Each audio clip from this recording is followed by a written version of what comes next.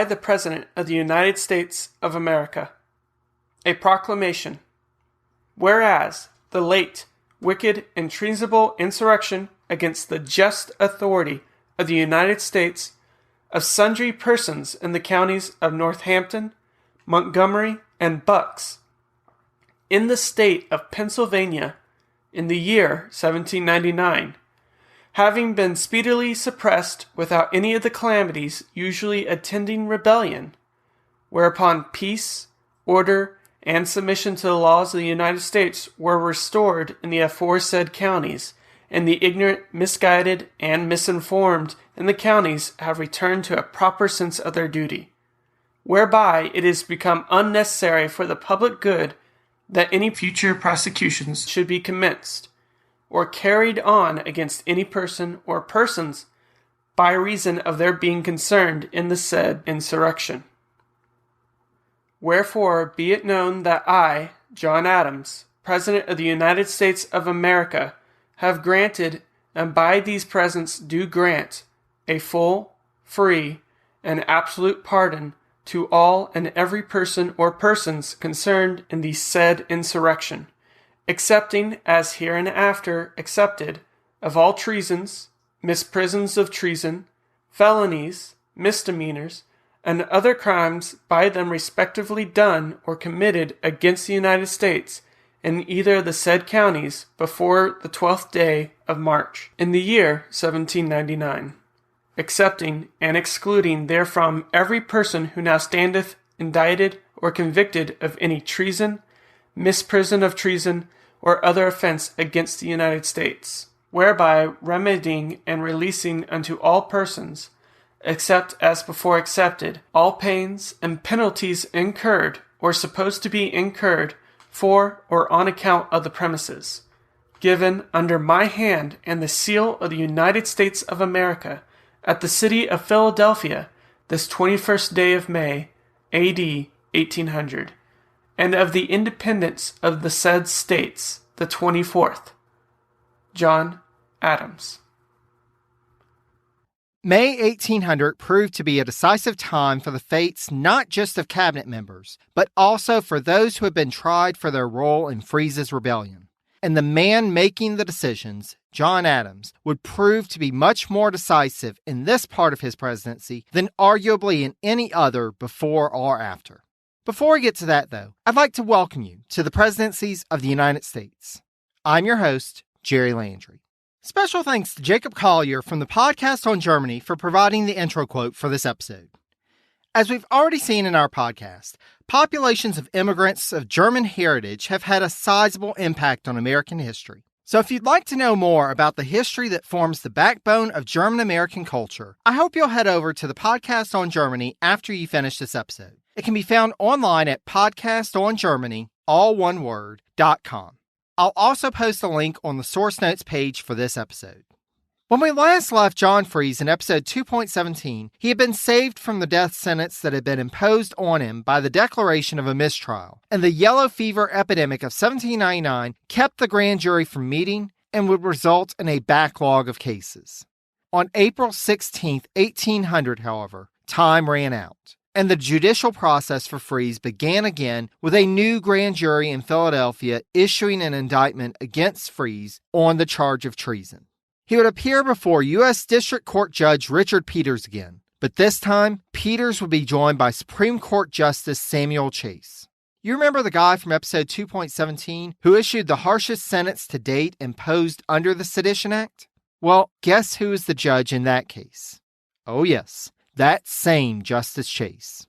Chase, in an attempt to expedite matters, sent a paper to the jury as well as the defense and the prosecution in which he outlined his broad interpretation of the concept of treason, which was remarkably similar to that which was argued by the prosecution in Freeze's initial trial the year prior. To say that things weren't looking good for Freeze was an understatement. Throughout the trial, Chase would strong-arm the jury into his broad conception of treason, and thus, it came as little surprise to anyone when, in late April, the jury found Freeze guilty. Then, a week later, Chase sentenced him to be hanged on May 23rd.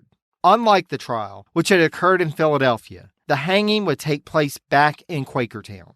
it was very clear that Fries was being made an example to anyone who would dare to rebel against the federal government. However, Fries wasn't the only one. As noted by historian Paul Douglas Newman, quote, in the course of the 3 court sessions from April 1799 through May 1800, the court convicted 32 others of lesser crimes under the Sedition Act: conspiracy, rescue, obstruction of process, and seditious expressions. And it meted out prison sentences ranging from 2 months to 2 years and fines from $40 to $1,000. Of 11 men charged with treason, 10 stood trial and juries acquitted 7.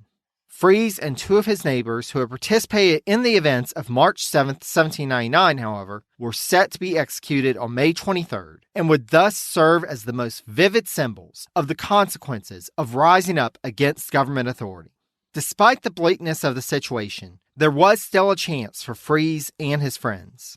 President Adams had been following the case and was not convinced that the arguments of the prosecutors were valid. Unlike the Arch-Federalists, Adams felt, quote, that Fries and his men were guilty only of inciting a riot and kidnapping federal prisoners. The quote-unquote plot, if it could be called that, was even less organized than the Whiskey Rebellion from a few years prior, and the 2 men who had been convicted of treason and sentenced to death in that insurrection had been pardoned by Washington. President Adams had received pleas for clemency for 16 of those who had been convicted, including Fries and his 2 friends. And the idea came to the president to issue a general pardon. When Adams started broaching the idea with his cabinet beginning in September 1799 and renewing the conversation after Fries and the 2 others were sentenced to death, he found opposition from all quarters. Attorney General Charles Lee asserted that he felt that, quote, an exemplary punishment of rebellious conduct is more necessary and will be more salutary in that state, i.e. Pennsylvania, than in any other, and therefore considerations of public policy require that the most criminal of the insurgents involved in Fries's rebellion should be left to the due and impartial course of the law. Even Stoddard, who more often than not sided with the president, felt that the execution should go forward. If we've learned nothing else about John Adams in this series, dear listener, it's that he doesn't have a problem with taking action even when everyone else is telling him that it's the wrong move. Thus, on May 21st, Adams issued the proclamation which began this episode, granting an absolute pardon to all involved in Fries's rebellion. To make it official, focusing in on Fries and his 2 associates specifically, Adams requested that same day that Attorney General Lee prepare 3 pardons, 1 for each individual. Apparently, Lee didn't move quickly enough for the president's liking, since historian Ralph Adams Brown notes that Adams repeated the request 4 days later. Despite the delay, John Fries would survive his brush with the gallows to return home and go on to live into the 18-teens. Adams, however, was now in the Arch-Federalist crosshairs, and they set their quills to work writing vindictive epistles against the president. Pickering hit the roof and proclaimed in a letter to Senator Benjamin Goodhue of Massachusetts that Adams was right that, quote, there was a coalition, but insisted that Adams was the one colluding with Federalist enemies and scheming, quote, to secure the office of the vice president under Jefferson. Pickering then wrote a couple of days later to U.S. Minister to Spain David Humphreys that, quote, the cause of federalism, which we consider to be the cause of our country, will be as little or as less in jeopardy under Mr. Jefferson than under Mr. Adams. But we shall all strive to place General Pinckney in the chair.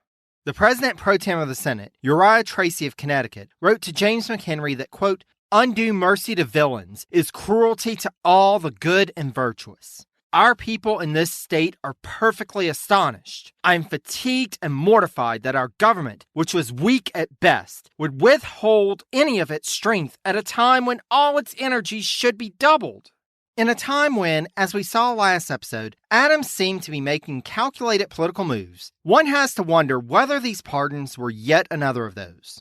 As noted in episode 2.11, though the Kirchenleute of southeast Pennsylvania tended to be Democratic-Republican, there was also Federalist support in the area. And, as noted in episode 2.13, John Fries himself had been a Federalist up until he became a leader in the resistance to the property tax. At this point, the Pennsylvania gubernatorial race of the previous fall would still have been fresh in the minds of political leaders. During this race, the Democratic-Republican candidate, Thomas McKean, had beaten out the Federalist James Ross by just over 5,000 votes. Guess which region of the state had proven to be critical in flipping support for McKean? That's right, the same counties that had been the center of Freese's rebellion. At this point, Pennsylvania would be a hard sell for a Federalist candidate, as it had, except for one vote, gone for Jefferson in the previous election. But perhaps Adams thought he could finally go beyond parties and attract support by bucking the will of the Federalists and issuing the pardons. Before he could hope for any progress in gathering support, however, he'd need to sort out his cabinet. Hello, this is Gary Chahot welcoming you to check out the French History Podcast. Our main show covers the history of France from the first humans until present. If you liked Mike Duncan's The History of Rome and wanted a similar program covering the land of beauty, culture, and love, we are exactly that. We also host world-renowned scholars who have delivered guest episodes on their specialties, including 18th century pirates, revolutionary booksellers in 20th century Paris, the special friendship between the Marquis de Lafayette and Thomas Jefferson, and numerous others. Learn what you love and listen to the French History Podcast today. So let's back up a few days from the proclamation of May 21st. When we left off last episode, Adams had sent a letter to Pickering on May 12th, firing him from his office. The question now became who to name as his replacement. It did not take long for Adams to arrive at his decision. As one messenger headed to the State Department, another may well have been headed off to Congress Hall, for the Senate received a message from Adams nominating John Marshall as the new Secretary of State and a member of their own body, Samuel Dexter, as the new Secretary of War to take the place originally designated for Marshall. Now, we have no record of how Dexter reacted to his nomination and confirmation. Indeed, I've been able to find little record of Dexter at all. But Marshall, who was confirmed unanimously by the Senate on the 13th, did leave us some record of his thoughts in a letter to Joseph Story. Quote, "My decided preference was still for the bar, but on becoming a candidate for Congress, I was given up as a lawyer and considered generally as entirely a political man. I lost my business altogether and perceived very clearly that I could not recover any portion of it without retiring from Congress. Even then, I could not hope to regain the ground I'd lost. This experiment, however, I was willing to make. On the other hand, the office of Secretary of State was precisely that which I wished, and for which I had vanity enough to think myself fitted. I should remain in it while the party remained in power. Should a revolution take place, it would at all events relieve me from the competition for Congress without yielding to my adversaries, and enable me to return once more to the bar in the character of a lawyer, having no possible view to politics. I determined to accept the office." The choice for Marshall for the State Department was widely applauded, even by the Philadelphia Aurora.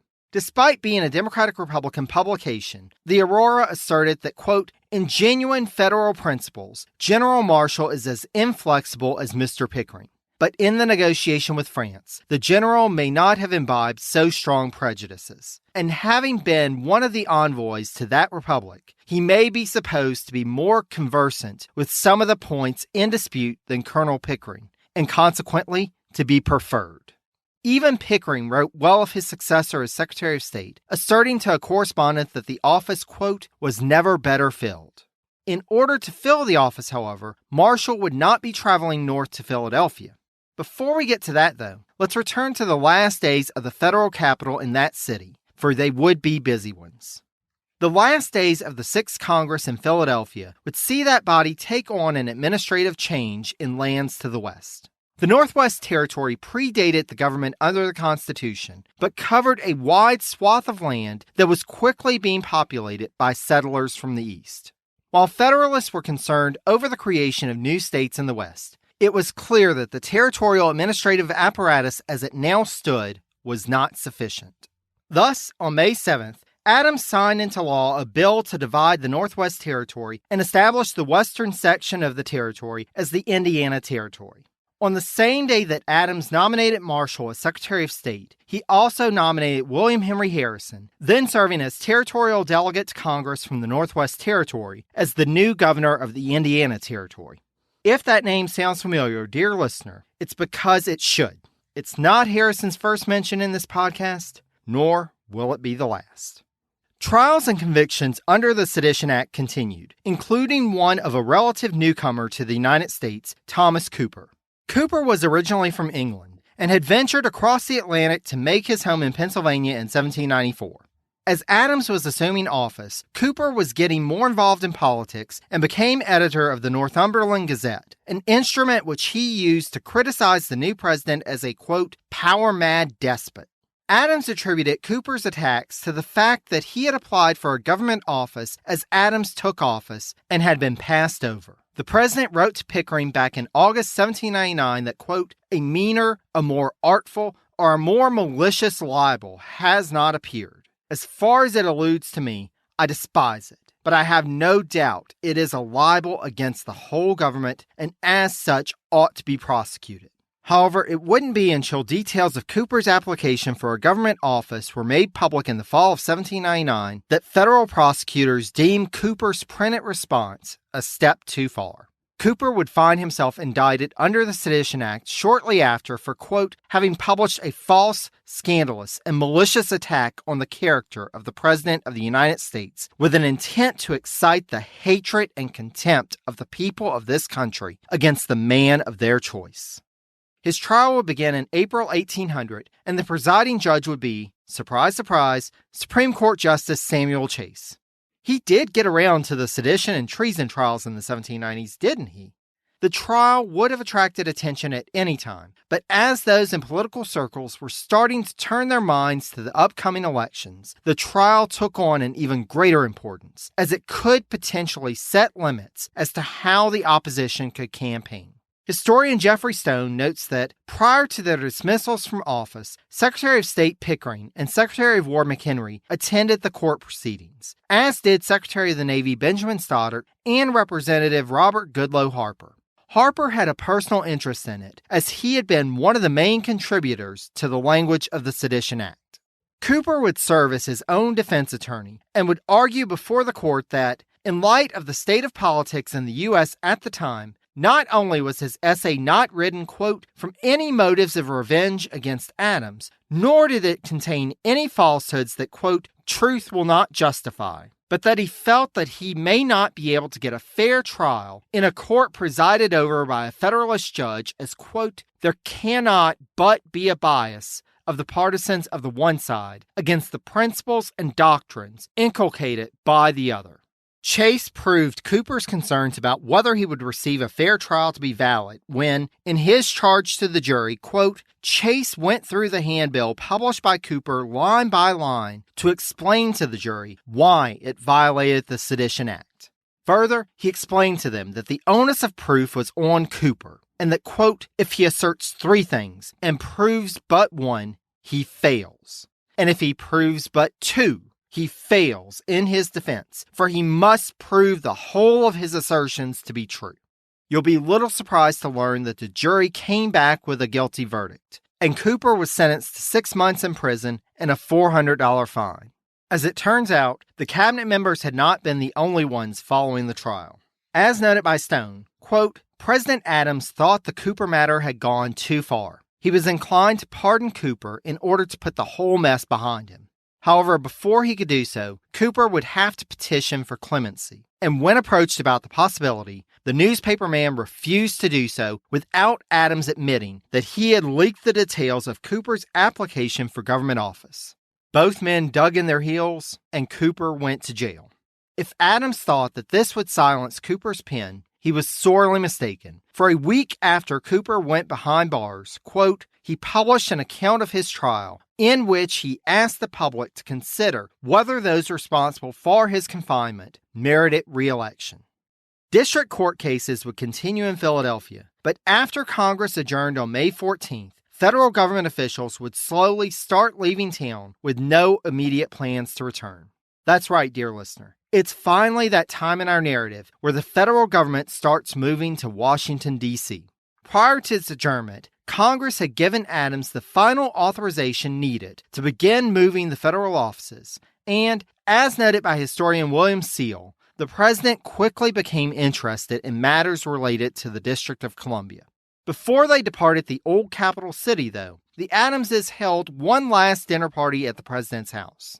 They decided that Abigail would leave Philadelphia and return to their home in Quincy for the summer, while John would go down to the federal city to see how construction and preparations were progressing before joining his wife at their home in Massachusetts. The two would then venture south as the time neared for Congress to reassemble in Washington in November. While John finished up his business in Philadelphia, Abigail traveled to the camp for the new army in New Jersey.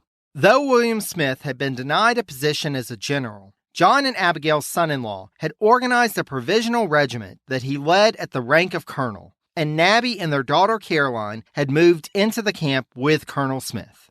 As Smith was preparing to disband his force, he decided on May 21st to send an appeal to his highly placed father-in-law, asking that the officers and soldiers in his regiment be brought into the regular army, with him as their commander, of course. Adams passed the request on to McHenry, still in his final days as Secretary of War, and General Hamilton. But though he would not receive a reply from Hamilton, McHenry's reply told the president everything he needed to know. While focusing on outlining the technical and legal difficulties of folding this regiment into the Army without direct congressional approval of such a move, there's an undercurrent in the letter of how the move would play out politically.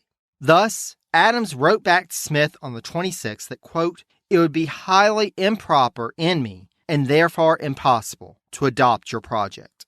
Abigail, meanwhile, used the opportunity of her visit to the army camp to try to convince the Smiths, or at the very least Nabby, to join her in Quincy. She would then proceed on to visit her son Charles and his family.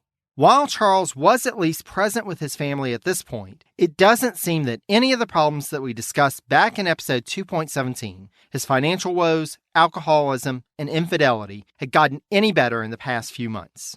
Thus, Abigail decided to bring Charles's oldest daughter, Susan, with her back to Quincy. Like her husband would do in the federal city, returning home meant that Abigail would be inspecting construction work and would find that, quote, "the addition to their house was progressing, but not so fast as she wished." We'll leave the First Lady there for the moment and return back to Philadelphia to see President Adams and his private secretary, William Smith Shaw, board a coach, quote, "with a new coachman and 2 smart footmen, and depart that city southward bound." As noted by historian Page Smith, Adams, quote, "made his way over incredibly rutted roads, delayed by enthusiastic demonstrations of affection and respect. Everywhere people turned out, shopkeepers and farmers, lawyers, merchants, tavern keepers, mothers with babies in their arms, pretty girls, and apprentice boys. The president and his party were, quote, met at the District of Columbia borderline by a company of citizens on horseback and escorted to the Union Tavern in Alexandria, where Adams was greeted with a salute fired by the militia of the city and a company of Marines imported from Baltimore. He would receive a warm greeting from the people of Georgetown on May 31st before entering the capital of Washington, D.C. the following day. Again, from Page Smith, quote, "the city looked raw and unfinished. There were no paved streets and few private houses, but the president found the public buildings in a much greater forwardness than he expected. At this point, the president's mansion was on track to be ready when the Adamses arrived that fall to take up residence, and one wing of the new Capitol building was nearly complete. The trip to Washington would give the president the opportunity to meet with his new Secretary of State, John Marshall, and Secretary of War, Samuel Dexter, as Adams and Shaw would lodge with the two at Tunnicliff City Hotel. Adams would also travel across the Potomac River to visit Attorney General Charles Lee at his home in Alexandria. Despite the sparse population of the new capital city, Adams's social calendar would be filled during his visit, despite his being, quote, restless and ill at ease on such occasions. A dinner attended by 70 was held in his honor, and he would have an opportunity to visit with his son John Quincy's father-in-law, Joshua Jackson, though he did only stay a short time at a tea with friends that Mrs. Johnson had organized so that they could meet the president. He also took time during the trip to pay a courtesy call on Martha Washington and her family at Mount Vernon. Overall, it seems that Adams was impressed during his time in the district. He wrote to Abigail on June 13th that, quote, I like the seat of government very well and shall sleep or lie awake next winter in the president's house. The establishment of the public offices in this place has given it the air of the seat of government, and all things seem to go on well. As noted by William Seal, quote, the president seems to have spent most of his time during the visit in his coach, tossing about over the rugged landscape. He did choose to alight and inspect the White House, which had to be entered through the basement. The president was not pleased with the character of some of the decorations around the fireplaces, and the commissioners took note. The doors with their marquetry were ready, but as the hardware would not be there until August, they merely leaned against the walls. Wallpaper was en route from Philadelphia. The president was assured that it would be pasted up as soon as the plaster was sufficiently dry. While Adams wanted everything finished by the time he moved there in early November, his particular concerns were twofold. There were no household bells and no vegetable garden. A house could not operate without a garden. As the president headed out of town to get back to Quincy by the 4th of July, the commissioners would set to work on having the president's house ready by November, while cabinet members and other federal employees, around 130 in total, began to filter in. The influx of new residents would drive rents in the city through the roof, as the 600 existing houses were quickly over capacity, and temporary buildings that had been in the president's park were sold by the commissioners to be moved and used as rental houses for workmen who were complaining, quote, that Washington City was fast becoming no place for poor men. While Adams was busy in Washington, D.C., our old friend Justice Samuel Chase was headed to Virginia to preside over yet another trial under the Sedition Act. The defendant in this case was someone who has already made an appearance in the podcast back in episodes 2.4 and 2.5.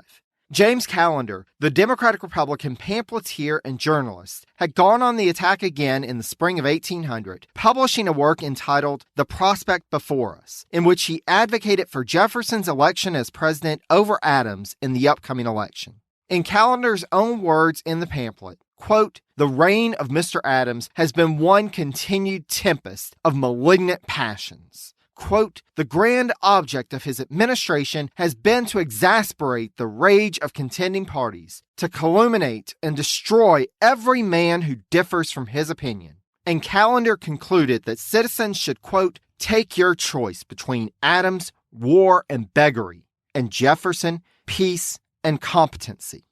Needless to say, Callender was arrested and indicted for this, and Chase was more than glad to preside over the trial. As noted by Jeffrey Stone, quote, Callender's prosecution became a national sensation. The courtroom was filled to capacity. Callender's lawyers would attempt to argue towards the unconstitutionality of the Sedition Act, but that argument did not go far in Chase's court. Instead, Chase, quote, reaffirmed his decision in the prosecution of Thomas Cooper. Chase then denied a motion for a continuance, as well as the argument by the defense, quote, that the Sedition Act should be construed to apply only to false statements of fact, and not to statements of political opinion. Again, as described by Stone, quote, throughout the proceedings, Justice Chase was intemperate, rude, partial, and contemptuous to Callender's counsel. It's hard to imagine it ending up any other way, but the jury came back and found Callender guilty, and Chase sentenced him to a $200 fine and 9 months in jail. Rather than dissuading the journalist from his cause, Callender would use the time in jail to complete a second volume of The Prospect Before Us, in which he attacked not only Adams, but also Chase. According to Stone, Chase wrote a reply to Callender's attacks on him, in which he asserted, quote, that he planned to beat him, i.e. Callender, after his release from prison, to which Callender vowed, in case of attack, I'll shoot him. The Callender trial would not be the only news to come out of Virginia in the summer of 1800, as we'll see next time, in an episode I'd like to call, I Am Gabriel, That Stands in the Presence of God. Before we part ways, though, I'd like to thank Jacob Collier of the Podcast on Germany again for providing the intro quote for this episode. A link to the Podcast on Germany website can be found on the source notes page for this episode at presidencies.blueberry, that's BLUBRRY.com. You can also find past episodes and an episode guide for both the Washington and Adams presidency series if you'd like to get caught up from the very beginning. There's also one more item available on the website for those who are interested. A number of folks have asked how they can help to support the podcast, so I created a wish list on Amazon of books that would help with the upcoming series on the presidency of Thomas Jefferson. If you are so inclined, I'll also be sharing the link on my social media. As is apparent if you check out my source notes, I'm a strong proponent of bringing as many sources to bear on each episode as possible in order to provide as much information to you as possible. It's because of this commitment that I received the following positive review on iTunes recently. Quote, listening to presidencies is like chatting about one of my favorite subjects, American history, with a good friend. A very knowledgeable and enthusiastic friend. I'm enjoying this intimate walk through our nation's early days. Keep up the great work. Thanks so much to the listener who left that review, and to all of you who support the podcast by listening, leaving positive reviews, and sharing information about the podcast with others. No matter how you contribute, please know that you have my gratitude. If you have any questions or comments, I can be reached in numerous ways. You can shoot me an email at presidenciespodcast, all one word, @gmail.com. Or you can connect to me through social media, where I can be found on Facebook at facebook.com/presidencies, on Twitter at presidencies89, or on Instagram at presidenciespodcast, again, all one word. As a special treat, I'm including some audio bloopers at the end that I've collected from the past few episodes. I laugh at myself at times when I get to going so fast and get tongue-tied, or when, for some inexplicable reason, I just can't seem to get a word out. Thank heavens for editing software, but I thought you might enjoy listening to some of the more comical outtakes. Again, I cannot thank you enough for listening. Until next time, take care, dear friends.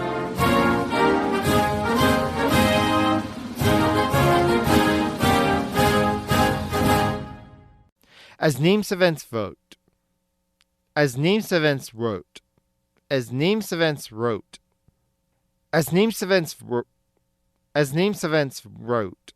Yeah. This was the reason why Adams ended up with Jefferson as Pickering then wrote a couple of days later to U.S. Minister to Spain, to U.S. Minister, and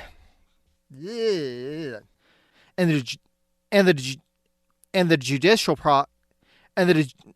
much ink in newspapers of the time was spent on debating whether the nation should